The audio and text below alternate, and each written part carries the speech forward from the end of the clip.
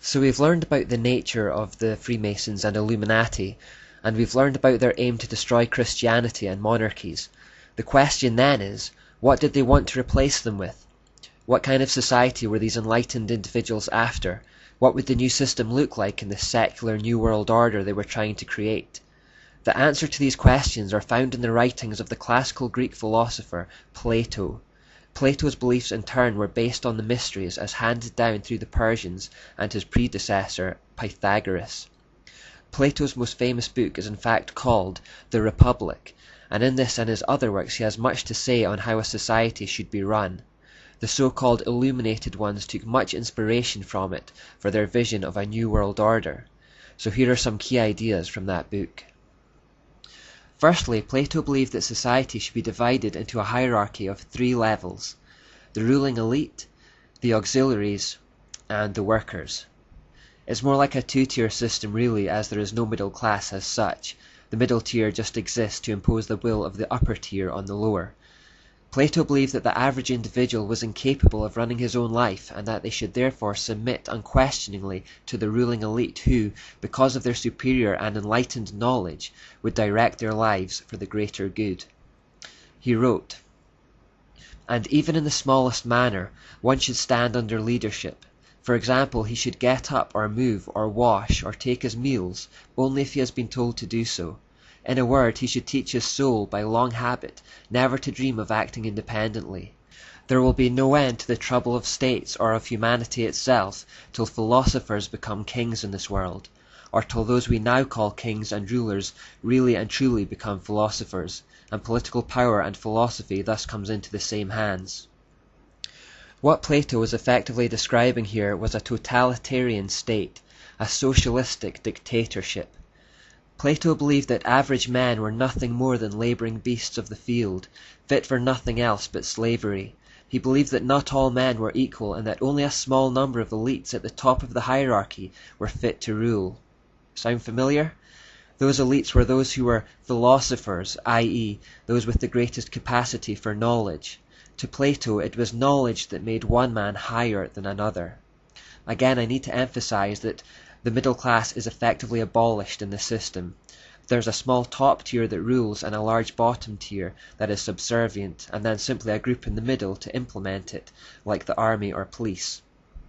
Look at the economics of the world today and you will notice the middle class gradually being squeezed with higher taxes and greater debt burdens.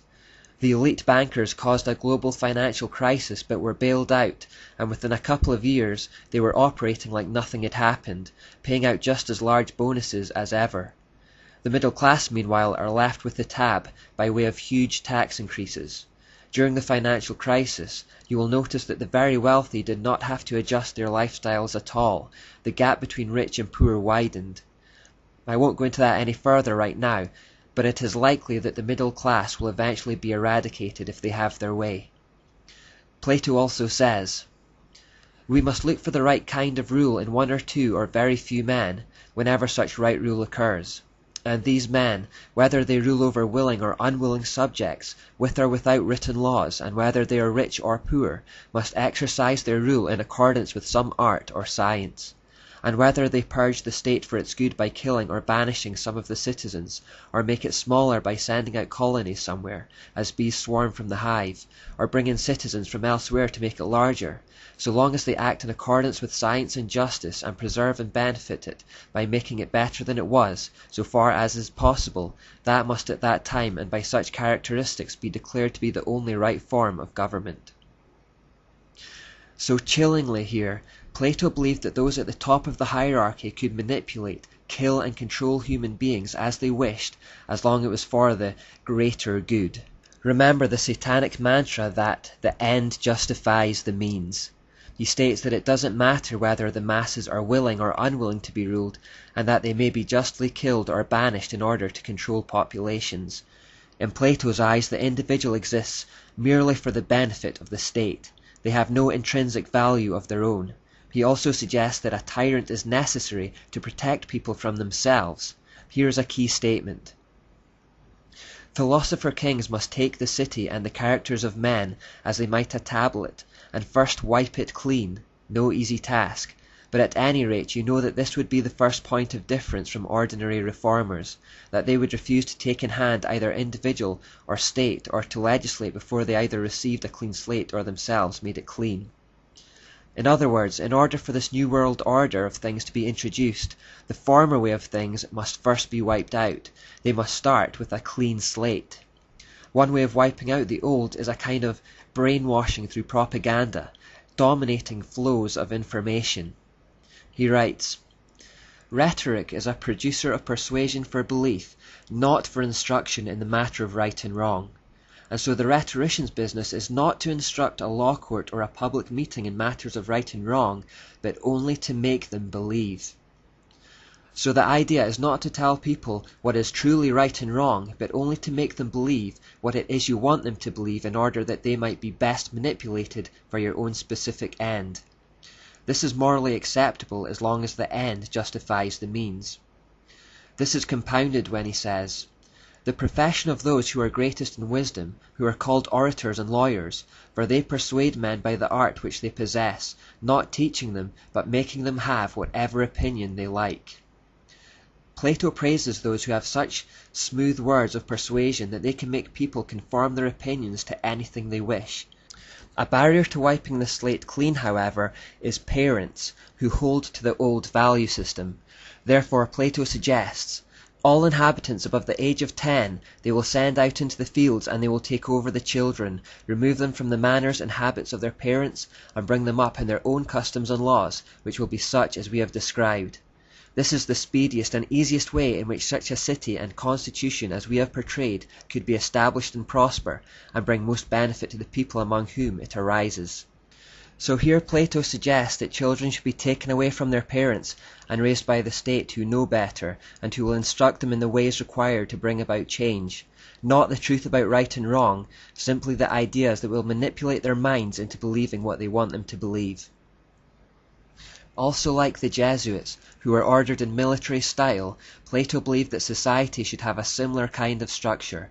Notice how closely this passage mirrors the Jesuit philosophy. Military organization is the subject of much consultation and of many appropriate laws. The main principle is this, that nobody, male or female, should ever be left without control, nor should anyone, whether at work or play, grow habituated in mind to acting alone and on his own initiative, but he should live always, both in war and peace, with his eyes fixed constantly on his commander and following his lead, and he should be guided by him even in the smallest details of his actions. For example, to stand at the word of command, and to march, and to exercise, to wash and eat, to wake up at night for sentry duty and dispatch carrying, and in moments of danger to wait for the commander's signal before either pursuing or retreating before an enemy. And in a word, he must instruct his soul by habituation to avoid all thought or idea of doing anything at all apart from the rest of his company, so that the life of all shall be lived en masse and in common, for there is not, nor ever will be, any rule superior to this, or better and more effective in ensuring safety and victory in war. This task of ruling and being ruled by others must be practiced in peace from earliest childhood, but anarchy must be utterly removed from the lives of all mankind. The words of that quotation could easily have come from Ignatius Loyola. Notice that the individual is so heavily de-emphasized, and that it is all about the collective. Plato also believed that because all humans were not equal, there should be a breeding program of the finest, designed to improve the qualities of the human species. Only the best were to procreate.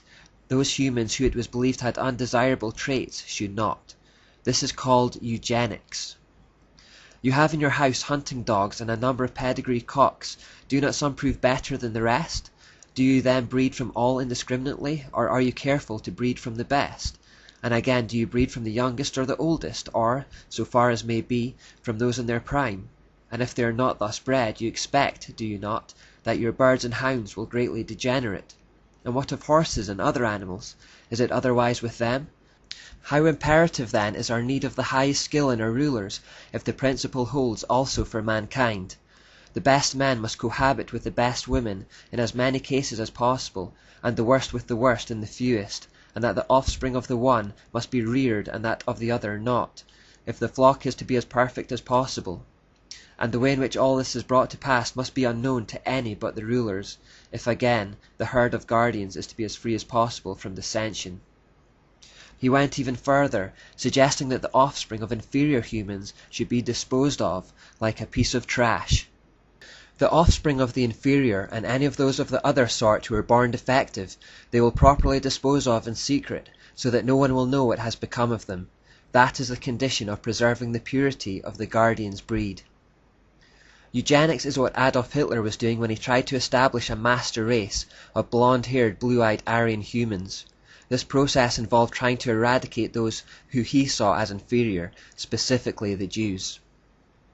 Plato elaborates, saying, "The bride and bridegroom must set their minds to produce for the state children of the greatest possible goodness and beauty." So they are to procreate for just 10 years, at the end of which they are considered too old to produce any more, and are forcibly divorced. If the couple don't agree to do this, then Plato suggests that wardens, partly by threat and partly by admonition, stop them.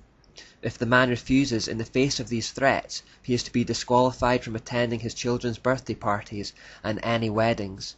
If he does appear at these events, then people are entitled to punish him with blows, and the same was to apply to women. Plato also believed that marriage and the family unit should be completely abolished, saying, "All these women shall be wives in common to all the men, and not one of them shall live privately with any man. The children too should be held in common, so that no parent shall know which is his own offspring, and no child shall know his parent."